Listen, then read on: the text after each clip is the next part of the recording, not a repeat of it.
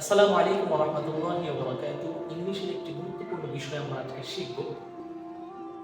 এ এবং অ্যান, কোথায় এ বসবে এবং কোথায় অ্যান বসবে, খুব খেয়াল করেন।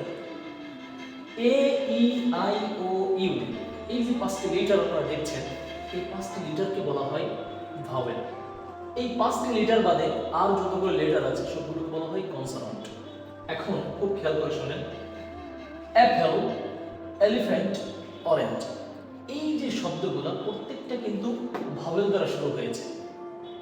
আর যে শব্দগুলো ভাওয়েল দ্বারা শুরু হয়, এ, ই, আই, ও, ইউ, এই ভাওয়েল দ্বারা শুরু হয়, সেগুলোর শুরুতে হবে অ্যান। এখানে আমরা অ্যান লাগিয়ে দিই।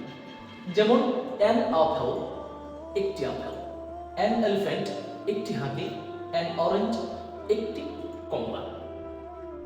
এবার কোনো শব্দ যদি ভাওয়েল দ্বারা শুরু না হয়ে কনসোনান্ট দ্বারা শুরু হয়, তাহলে সেখানে আসবে হলো এ।